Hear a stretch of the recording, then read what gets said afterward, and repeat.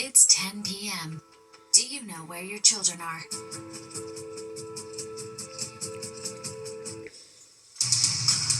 Right now on the 10 o'clock news.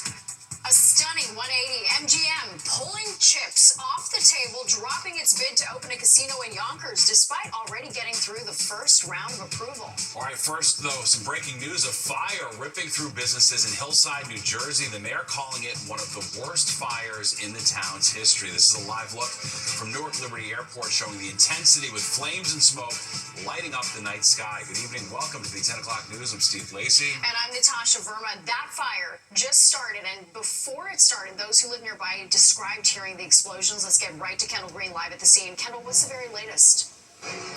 Hey, Steve, Natasha, it's a massive 5-alarm fire here along Maple Avenue, and I'm just going to step out of the scene just to show you what we're seeing right now. Several first responders, droves of them, are still tending to this fire as we speak, and so far we can confirm at least 6 businesses have been affected by this fire. They include multiple different stores, including a convenience store, a hair salon, and as you'll hear shortly, an automotive shop where officials believe it began. Now, so lots of different chemicals with a wide range of products were burning during the fire, including the first structure itself. Now, officials, they say it had a ruptured gas line, which had been feeding the flames. And while the cause is still under investigation, witnesses here, they recall hearing an explosion of some sort before coming out and seeing this fire grow bigger by the minute. Both Hillside's mayor and fire chief shared what they've seen and what we know so far. It started in an automotive shop, so you got multiple chemicals in there, multiple flammable chemicals, and at the time it's unknown the origin of the fire. So you got multiple different occupancies, so it's kind of tough. I live right around the corner, and we heard the explosions. At first, I thought it was just a car backfiring, but no, then it kept going off. So my husband runs out here, and then he's like, oh my goodness, you have to come out here. So we got out here. OEM, which is my director, Mary Dawkins, was contacted, and this is where we learned that the auto body shop on the corner of Maple and Conklin caught fire. Now, right there on your screen, this is cell phone video from a resident that shows that intense fire overtaking those businesses. Again, witnesses believe the fire started following an explosion of an auto body shop with several cars inside. Now, they say it broke out around 6 o'clock or so before spreading to those neighboring businesses. And a few witnesses, they show what they saw. The fire stopped in the garage, I think it's like 6, something like that, Okay. Time, it's almost 9, still fire. When I sat there and I heard about it, there was multiple buildings that I got told, so I came out to see what it was. As of right now, it's just smoking. I sit right here on the corner. The fire was like 2 or 3 stores down from me. It's the hobby store, beauty salon, barbershop, and the flower shop right there. So I'm right there on the same corner, the same street as them. At first I heard boom. What is that? Then I heard pop, pop. I'm like, is that gunshots? And then I called my daughter and she checked the ring and she said, no, it's a big fire. And she said it was next to the corner store. It's like a mechanic place, a car repair place. So still a massive scene, a massive response. It looks like from the looks of it, we're going to be out here quite some time. So we'll bring you some updates as soon as we get them coming up at 10:30. But that's the latest here in Hillside. Kendall Green, Fox 5 News. Steve, Natasha. That is definitely an active scene. All right, Kendall, we appreciate it. Well, an abrupt change in the pursuit of a downstate casino license. MGM ditching its bid in Yonkers after receiving approval from the community. The mayor now calling for an investigation. Fox Eye's Arthur Sheehan is live in Yonkers with details on this stunning reversal. Arthur. It is stunning, Natasha, Steve. Nobody was betting on this, in part because with the state about to award 3 downstate licenses, this location here in Yonkers, already a gambling site, was considered a lock. But in a surprising move tonight, MGM has announced that it has dropped their bid to build a casino here that would have expanded the current Empire City footprint to include live tables that include poker, blackjack, and craps. MGM, for its part, says in a statement that it was putting money down expecting a 30-year license, but that it is a 15-year license that the state is preparing to award. They also say that the proximity to the other 3 proposals cuts into their profit model. Now, Yonkers Mayor Mike Spano tonight very clear with his words, calling this a betrayal on MGM's part. He is demanding Governor Hochul launch an investigation, saying, quote, something does not add up. Well, we all know that with the Trump Link site, We also know that the Trump organization stood to make about $115 million should Bally's get a casino license. Now, not everyone's disappointed. The watchdog group Reinvent Albany tells Fox 5 that casinos do not produce sustained economic growth and increased tourism that they promise to create. And independent research shows casinos can often cause major harm to communities, from increased addiction connected in particular to video slot machines to a 20% increase in bankruptcies in communities where casinos move in. Now, we talked to people in Yonkers tonight to get their reaction. This is what they told us. You know, it would have brought a lot of money right into town. You know, it would have, been drawing a lot of traffic. That would have been the least problem. But at least, it would have been the nearest casino you can go. You can play some blackjack and have a great time. You can catch a show instead of driving 2 hours away. I wish it would have gone through. When I heard that it actually almost went through, I figured, it's a good thing. Good thing. And I live 2 blocks away. Right next to the police station. So I like it.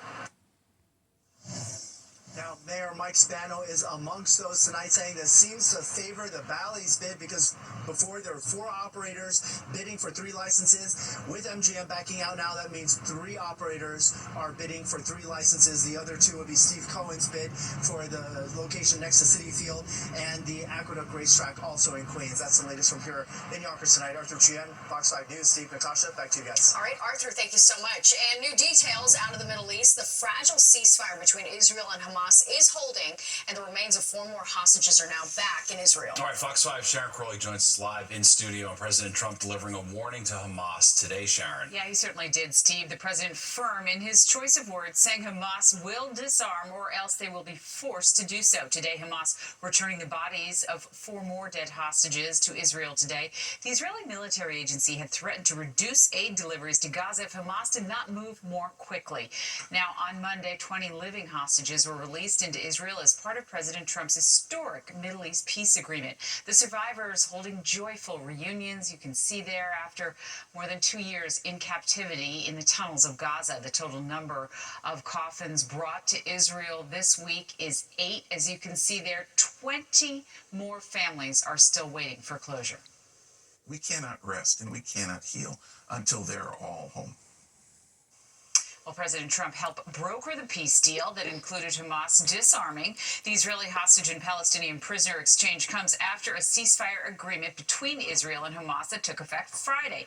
President Trump warned that if Hamas goes back on their word, he will take action. There's still tension, of course, in the region. Israel Defense Forces reporting that it fired shots at several people crossing the yellow line and approaching its troops. And Hamas still has not officially agreed to give up its weapons and demilitarize the Gaza Strip. They will disarm, and if they don't disarm, we will disarm them. And it'll happen quickly and perhaps violently. But they will disarm. Do you understand me? Well, the humanitarian operation, meantime, to help the Palestinians is only just beginning.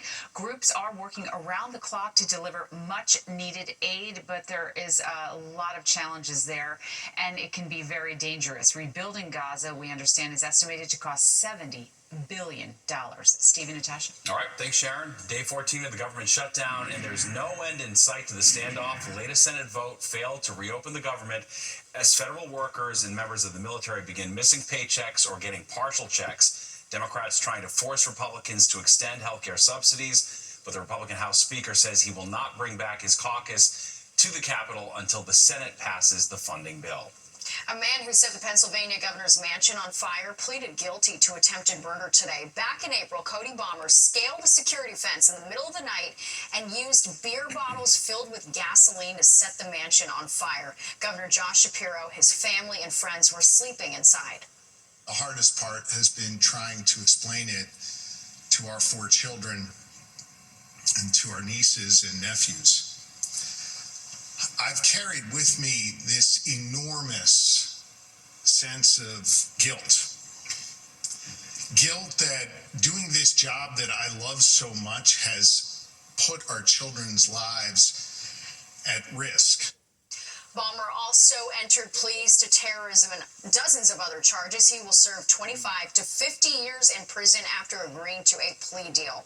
Well, waiting for a ruling, will the man previously convicted for killing Eitan Pates walk free? All right, Pedro Hernandez's conviction overturned in July. Why this case could possibly end up before the nation's highest court. And 3 weeks from Election Day, Governor Hochul stands side by side with mayoral candidate Zohran Mamdani. She's praising the frontrunner for one of his policies. And we're still tracking the breaking news in New Jersey, where a fire is burning in several buildings. We are live at the scene with an update. Plus, Nick Gregory's here with the forecast. Hey, Nick. Hi, Steve and Natasha. There goes our nor'easter out to sea. Finally, the winds have subsided a bit. It's going to be another gusty day at some point tomorrow, and there's a little tap of cool air on the way as well. I'll have that for you when the forecast comes back on the 10 o'clock news. Well, continue to follow breaking news in Hillside, New Jersey, where a ruptured gas line is feeding a massive fire. Sky Fox just arriving above the scene. Dan Rice is live. Dan, what are you seeing? What can you tell us? Natasha and Steve, you can see a massive fire here, as Kendall was telling us at the top of the show. That's Maple Avenue, top of your screen. Left side is Conklin Avenue, right side Winans Avenue. Most of that block up in flames from that fire. Now let's bring you down with the camera here, and we're going to look at the Conklin Avenue side. This building you see in the middle of your video, that was the auto repair body shop where all of this apparently had started. It quickly spread to the building on the other side of that auto body shop. We zoom in with the camera, and you can see that building, a complete loss, pockets of fire still in the middle of all of that rubble. Look at the top of your screen, though. You can see there were cars that were parked on the side of the roadway there. We can see the brick from the face of the building all over the cars that were parked along the side of the street there. We come back over here, a little hard to see in the dark there, but that is the auto body shop, and right next to it is another house, and most of the east side of that house, the part you can't see on the screen, that is all damaged by fire as well.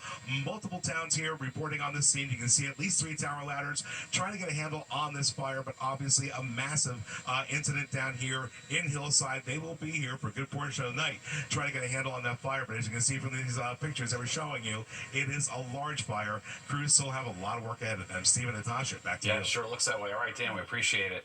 Attorneys for the man convicted of killing Eitan Pates in 1979 are asking for their client to be set free. Linda Schmidt is live in the newsroom with more. Linda, they say an innocent man is behind bars. Where does this case stand tonight? Well, first of all, I just want to remind our viewers about who Eitan Pates is. Now, he was one of the first missing children to have his picture put on milk cartons. This was back in the 1970s. Now, at the time, I was a teenager, and I remember when he disappeared, and I remember with my family watching the news in horror that this little boy had vanished. To this day, his body has never been found. Now, Eitan was just 6 years old in May of 1979 when he disappeared while walking to his school bus stop in Soho. He was by himself. It was the first time his parents had allowed him to walk alone. It was near their apartment.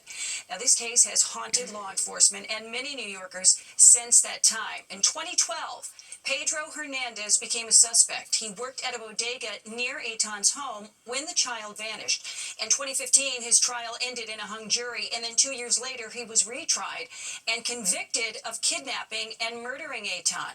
He had confessed to the murder, but his lawyers say he suffers from mental illness and he is delusional. Now, in July, an appeals court threw out Hernandez's guilty verdict, saying the judge in the trial gave improper instructions to the jury.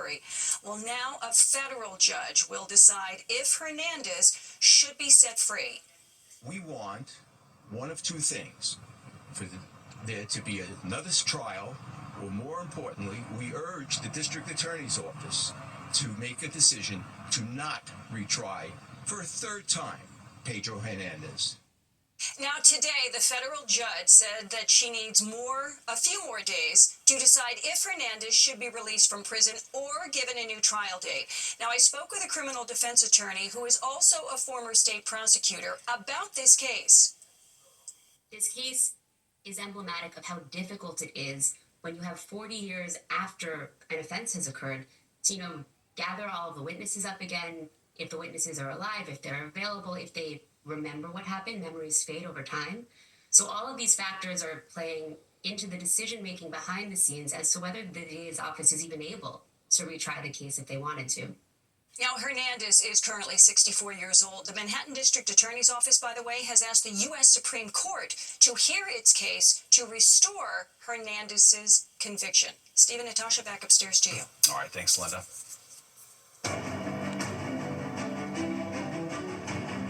3 weeks to Election Day, and mayoral candidates are hot on the campaign trail. And today, frontrunner Zohran Mamdani held 2 events. Today, black clergy leaders gave their endorsement to the Democratic Socialists. Nearly a dozen clergy leaders in Brooklyn joined Mamdani, saying he will help black New Yorkers with affordability issues. Mamdani also talked about his possible pick for NYPD commissioner. I'm actively considering Commissioner Tisch, and I'm doing so because I appreciate her swift and decisive action to uproot corruption at the upper echelons of the NYPD, and her presiding over lower levels of crime across the city. And those are things that I think deserve to be acknowledged and recognized. Governor Hochul joined Mamdani in Queens. This is the first time Hochul has joined him publicly since endorsing him. She praised Mamdani for his focus on affordability, and he praised Hochul for investing in his Queens community. Andrew Cuomo entered the chat here, taking aim at Hochul, questioning why she's supporting him since their priorities do not align. I can tell you this, she doesn't believe in legalizing prostitution. She doesn't believe in defunding the police. She doesn't believe in globalizing the Intifada. She doesn't believe that there should be no private ownership of real estate. She doesn't believe that government should control the means of production. So, as I've said, I've had major differences with the candidate, Zohran Mamdani, on many issues, but I believe he's touched a nerve. He's created an energy around the will to just focus on what'll make New York City even more exceptional, and that is to make it more affordable. And today, Cuomo announced a housing plan, saying in his first 100 days he would finance thousands of new affordable housing units. Curtis Sliwa also out campaigning today. He says he's not only the one who wants to increase the number of police officers, but also wants to send more mental health professionals out to assist them. Sliwa also saying he would likely keep Jessica Tisch on as police commissioner. I would ask Jessica Tisch to stay on, if nothing more than stability. She's cleared up the problems that they had in one police plaza. I may disagree with how she's allocated police in the subways and streets, but then again, I think the other thing is, if you have a police commissioner, whether it's he or her, whether she decides to stay on or not, let them run the police department. All right, for the latest on the New York City mayor's race, tune into Battleground NYC, the fight for your vote, hosted by SE Cup. You can catch that weeknights at 7 on the Fox Local app and after the 10 o'clock news on Fox 5. All right, let's take a check of the forecast now. And Nick Gregory joins us now with the weather map. The storm is gone, but it was still a gloomy day, Nick. Yeah, the clouds just really hanging tough in there. They're still hanging tough tonight. That's why there hasn't been much of a change in temperatures as we've gone through the evening. We're still holding pretty much in the upper 50s to about 60 most of the area. 63 in Newark. It has gone into the upper 50s in eastern Pennsylvania by Allentown. Same for Hartford, and 56 out there in the Hamptons. The wind, at least, that's back down a little bit now, averaging about 10 to 15 miles per hour, but those gusts a lot lower than what they were earlier. It's going to get a little gusty again tomorrow, and again, I think even more so on Thursday after a little cold front passes by. But here's a satellite view. There's really not much going on. There's just that low cloud cover. You can't see it here on the satellite picture, but it's definitely there. That's the nor'easter heading out to sea. Little cool front again slides down, and you'll see the clouds hang tough most of the night. But then we get into sunshine and some clouds tomorrow. A little bit of a gusty north-northeasterly breeze, and then we'll clear the sky out tomorrow night with a cool front passing. That'll mean a chilly start to Thursday. We'll be back only close to 60 during the afternoon, despite lots of sunshine. Going down to the mid-40s tonight there by Sussex. Poughkeepsie there 49, mid-50s in the city, lower to mid-50s at the coast. Tomorrow again, sunshine, a bit breezy, average high 65. That's about where we're going to be, in the middle 60s tomorrow. Steve and Natasha. Very well. All right, thanks, Nick. Well, a new professional minor league sports team is coming to Long Island. We're going to introduce you to Island FC, ready to grow the soccer fan base in the U.S.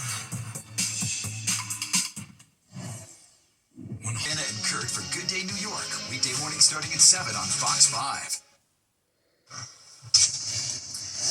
Long Island scoring a new professional sports team. A new minor league soccer team will make its debut in Uniondale in 2027. And the plans include building a brand new stadium. We passed this one to Jessica Formoso in Uniondale. These young boys play for the Long Island Soccer Club, a year-round youth program that participates in the MLS Next program. What do you like about soccer? I like the moves and I like to kick the ball. It's so much fun.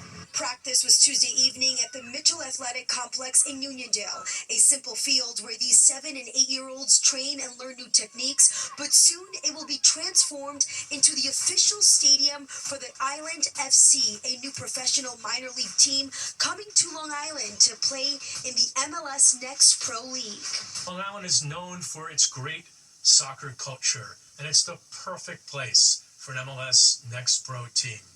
With the World Cup coming, you can imagine the incredible excitement and momentum that this team will bring to the community. The club will become the 4th MLS Next Pro team in the tri-state area and the first on Long Island. The 2,500-seat stadium will be privately funded, costing $25 million. The opportunity to train the young kids into a big system is really what's really exciting. These fields have long nurtured the passion of the game, and to Coach Elijah, the fact that the complex will serve as a year-round academy training facility for young players is huge for his team.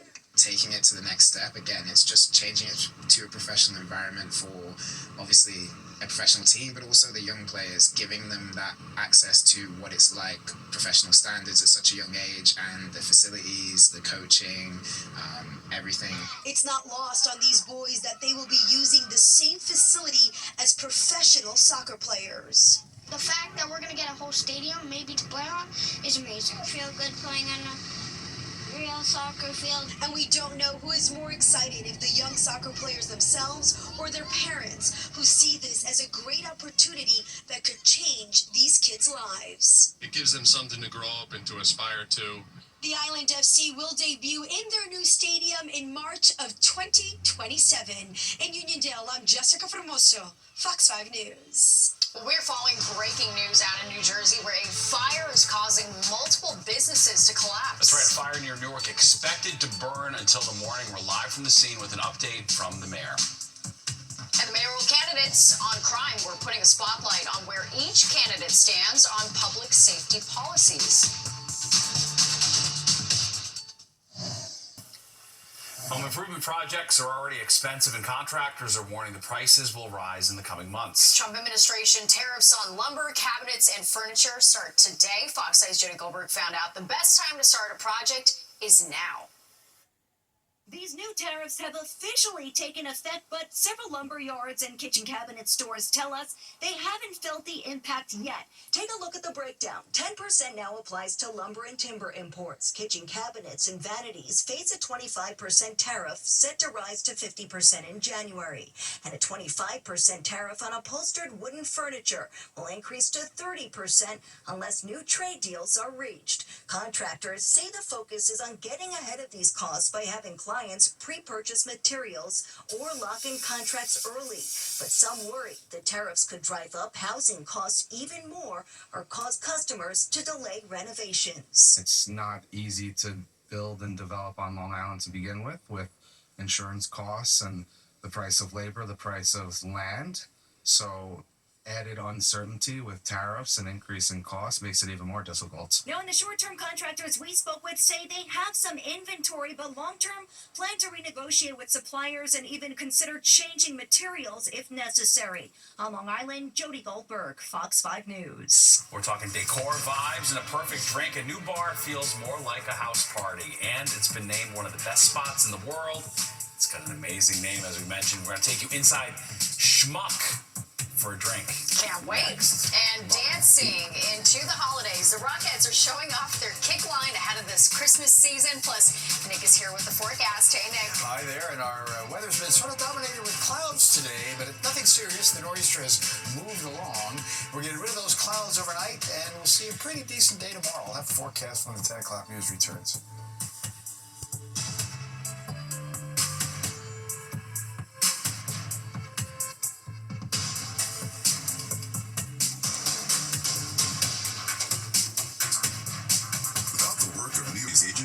Your city would look like this. But because your agencies deliver for you, a record number of new homes have been created. Streets are safer with crime down citywide. And there's a brand new universal after-school program for our kids. That's how city agencies are delivering for families, making this the very best place for yours. New York City, delivering for you, every day, everywhere. All right, New York City is littered with bars, but which one is the best? A new spot just made it onto a very special list. It ranks as one of the hottest bars in the world. Fox 5 Jessica Formosa went to check out Schmuck in the East Village. New York City is known for its nightlife scene, and with that, its cocktails. It's cocktail culinary blend of deliciousness. The new hotspot, Schmuck, in the East Village. As for the unusual name, we knew we wanted to be in New York, we knew we wanted to be in this neighborhood, and it felt like the name was too good to pass on, so we were like, Schmuck is amazing. We wanted to keep it minimal, we wanted just to call it Schmuck, and you know, every now and again is a bit of a schmuck. So it's relatable, I guess. The cocktail bar has been open less than a year, yet it has a lot to celebrate after being one of the New York City bars making the 2025 extended list of the world's 50 best bars. The new kid on the block snagged the number 59th spot. We just had our heads down working. It's a voting process by 800 judges, so you never know who's a judge when they're coming in. But I guess we're just lucky. We're in New York. People came through. They liked it, and they voted for it. Mo Al-Jaff is the co-owner. He says he didn't expect it, being that they were only open for 5 months when the voting took place. We try to do like a very high quality of like cocktails and service, but in a very approachable, easygoing environment. So what is it about Schmuck that's attracting crowds? It's a cocktail bar dressed as a house party and with a heavy focus on design. It's the decor, the vibe, the hospitality, and of course, the perfectly crafted drinks. Harmony of design, ambiance, hospitality, cocktail creativity. Any direction you look, I feel like they've set and exceeded the bar for the cocktail scene in New York. The innovation, the excitement, I mean, you're experiencing something new with every drink, so it's all you can want, I think, in a good cocktail bar. Now, Schmuck didn't make the top 50 list because they didn't meet the criteria, but everyone in here tells me that they will be on that list next year, and I have to say, I agree. In the East Village, I'm Jessica Formosa, Fox 5 News. Yeah, they're right. They were open for just a few months, and then they made it on that list. That's pretty great. Once I saw that sign, I'm like, whatever goes on here is brilliant. I love it. All right, let's get a check of the forecast now with Nick. Things are really turning around, I think, after today. Yes, they are. We'll have some better weather ahead and no more storms to worry about for a little while. A little on the cooler side in our temperatures, particularly tomorrow night and Thursday. As we were a little bit today, we're a little bit below average on the high temperature. Should be up around 65 and 52 for the high and low, and we're going to actually be around those numbers tonight into tomorrow. 84.37 in the records, and your sunrise 7:06 down 6:17 now. Still cloudy though, 60 degrees. Winds light out of the north. It's a little breezy still in a few spots. It'll stay that way tonight. Pressure's rising, good sign there, 30.04. And again, the temperature is pretty stable most of the evening. We've been holding in the upper 50s from Hartford, Poughkeepsie to White Plains over to Allentown. Low 60s in New York, about 60 at the shore to the city. Islip as well, 56 out in the Hamptons. And these numbers just slightly milder than yesterday, except we get off to the east end, but about 3 to 6 degrees or so. As we continue to watch the north wind that earlier was gusting 25-30 miles per hour, and it's going to get breezy again tomorrow and even a little stronger, I think, as we head into Thursday. A little cool front's going to be coming on down to give us a little shot at somewhat cooler weather tomorrow night, again on into Thursday. But today, not too bad. We did hit 66 in Sussex, mid-60s Newark. That's average, really.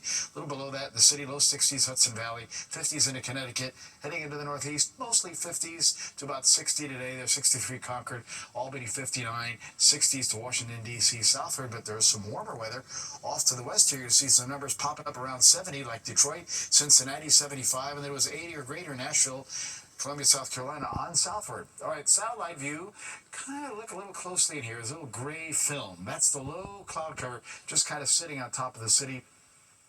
and the tri-state area. That's going to kind of go away as the night goes along, as that system kind of zips along. Now, again, that's our old nor'easter that's now headed out to sea. Got some rain across Iowa, Wisconsin, parts of Minnesota. That's not coming our way. This cold front will be coming our way, and that's what will make the difference tomorrow night into Thursday. But look at this, too. Then getting a bunch of areas of rain here, parts of California and Nevada. Of course, we had big problems in Arizona over the weekend, so that system's still kind of sitting out there. And temperatures cool in the northwest, 50s and 60s. Even LA, San Francisco in the 60s today. Vegas only 73. 85 for Phoenix. That's cooler for them. It was 90 Austin to Houston, 80s down to South Florida, and then mostly 70s to 60s as you head up the East Coast. All right, let's look at our futurecast overnight. There's the cloud cover kind of going away, so by tomorrow morning, some sun should be getting through the clouds. We'll be in the middle 50s in the city, some upper 40s to the north and west. And then a combination of sun and clouds tomorrow. Again, the wind a little bit on the gusty side, but we're right about where we should be. Middle 60s for high temperatures, a little cooler there up at Poughkeepsie and over to Hartford, and may stay in the 50s there up in Sullivan County. Now, tomorrow night, cold front will have passed, so we're going into the 30s in those colder spots north and west, and mid-40s around town, lower 40s along the coast. And then Thursday, kind of a windy day, a sunny day, but we're going to struggle to get to 60. A lot of the area north of the city may stay pretty much in the upper 50s at that point. All right, 55 tonight. Again, the clouds kind of stick around, start to break up towards daybreak, and we'll say mid-40s to about 50 in those cooler suburbs. Tomorrow, sun, some clouds, about 65, 66 or so. Again, a little bit of around where the average temperature should be, a little bit cooler off to the north. You'll see here in the 7-day that we end up with a windy but sunny Thursday at 59, wind low mid-40s. Still a bit breezy Friday, but we'll be back to 62. Warming up this weekend. Saturday at 68 degrees with, again, decent amount of sunshine. Sunday, sun gives way to clouds. The showers hold off to the nighttime. But look at the temperature, 71. We will see those showers stick around on Monday, then it'll dry off in time for Tuesday. Natasha and Steve. Not too bad. All right. Thanks, Nick. Well, a family affair at an NYPD precinct. An NYPD chief is honoring his retired lieutenant father, how they are celebrating his contributions to Hispanic officers on the force.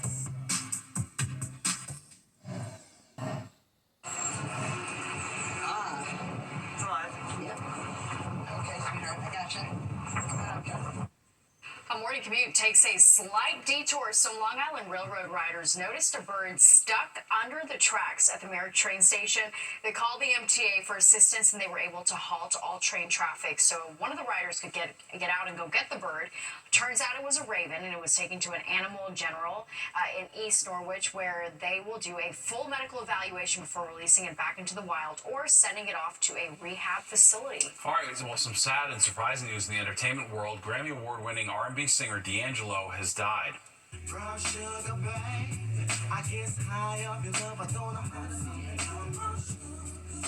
All right, the singer, whose real name was Michael Eugene Archer, first rose to fame in the 90s. His raspy, smooth voice helped spearhead the neo-soul movement of that decade and later earned him multiple Grammy nominations and awards. His family announced his death, saying it comes after a long bout with cancer. D'Angelo was just 51 years old. In honor of Hispanic Heritage Month, a special honor for a father and son in the Bronx. Chief of Patrol Philip Rivera attended roll call at the 46th Precinct alongside his father, retired NYPD Lieutenant Andrew Rivera. Andrew was president of the NYPD Hispanic Society in the 1970s and 80s, and today he was brimming with pride at his son's rise through the NYPD ranks and following in his footsteps. He made captain. I went to him and said, now you're twice the man that I was, because I only made it to one bar as a lieutenant in NYPD. But what I never got to achieve, he surpassed all our expectations.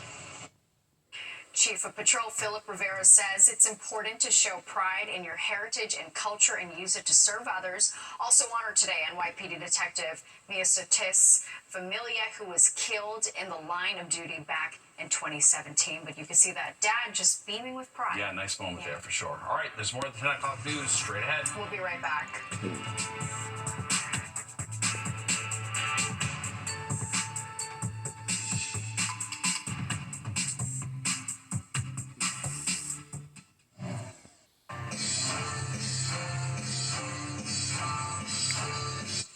Radio City Rockettes are preparing for the annual Christmas Spectacular. Now in its 100th year.